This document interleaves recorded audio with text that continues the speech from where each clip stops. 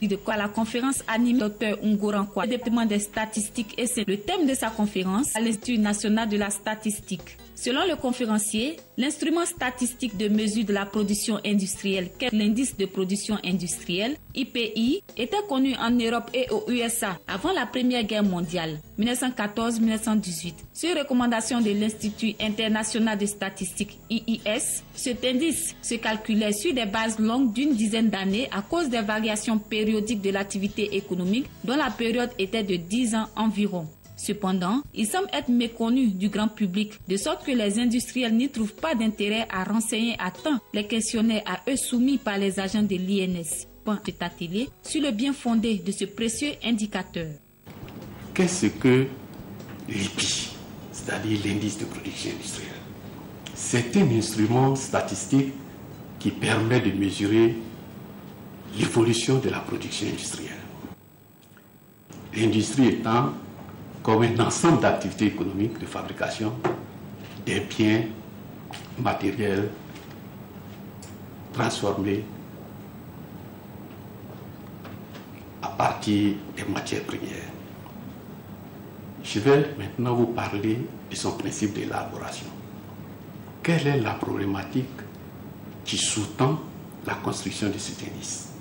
C'est que, disposant d'une grande famille de produits industriels, de leur quantité produite au mois le mois, comment l'on pourrait tirer masse d'informations, des renseignements synthétiques sur l'évolution de l'ensemble de cette production? Pour répondre à cette question, il est question d'affecter à chaque produit un poids.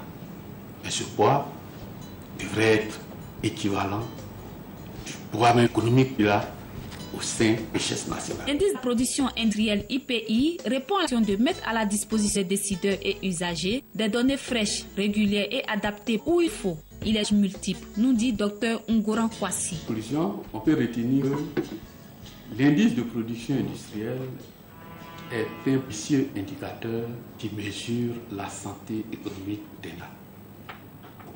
Vous venez de le voir, il permet de détecter la diffusion de la croissance, de mettre en évidence les changements du rythme de production, de regrouper le comportement fiscal, d'alimenter les travaux de cadrage macroéconomique et d'aider à la prise de décision.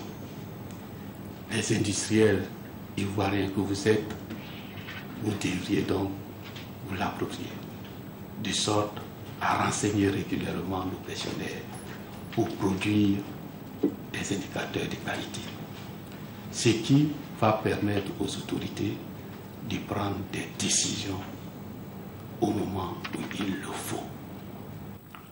La publication de l'IPI, c'est chaque 45 jours après le mois sous revue, c'est-à-dire chaque 15 du mois, il y a un IPI qui sort. Nous vous invitons donc, en tout cas, à visiter le site de l'INS parce que c'est posté dessus. Du fait du changement des structures de production dans le temps, l'IPI subit sans cesse des toilettages. Le conférencier a instruit le grand public sur l'évolution récente de la production industrielle en Côte d'Ivoire. Autrefois, du fait que les statistiques étaient pauvres, c'est-à-dire qu'il n'y avait pas suffisamment de statistiques, on utilisait le nombre de salariés ou bien même les chiffres d'affaires pour pondérer ces produits-là. Mais aujourd'hui, grâce aux organisations internationales, il est convenu d'appliquer une certaine rigueur. Pour ce faire, la valeur ajoutée brute au coût des facteurs est utilisée pour élaborer ces pondérations. L'INS s'est donc conformé à ce principe de rigueur. Dans son principe, il est construit de sorte à refléter les changements que subit le volume physique d'un échantillon de produits issu d'un échantillon d'entreprise. C'est dire que pour construire ces indicateurs, on doit maintenir constant les prix et faire évoluer les productions au mois le mois. En statistique, on on dirait qu'on utilise l'aspireur pour son calcul. Je disais tantôt que cet indicateur est très important. Maintenant, nous allons voir ses usages. Il y en a beaucoup, comme on pourrait le dire, mais je vais vous citer quelques-uns. D'abord, la diffusion de la croissance est détectée par l'IPI. Pourquoi? Parce que vous êtes industriel. Quand vous voyez qu'une entreprise voit sa production croître de façon continue, du fait de la demande, son profit augmente.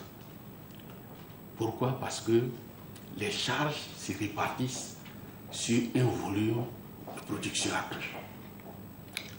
Et ce fait-là, l'entreprise ayant ce profit peut investir davantage pour avoir de compétitivité et gagner même des marchés. Une nouvelle fois, la production va croître.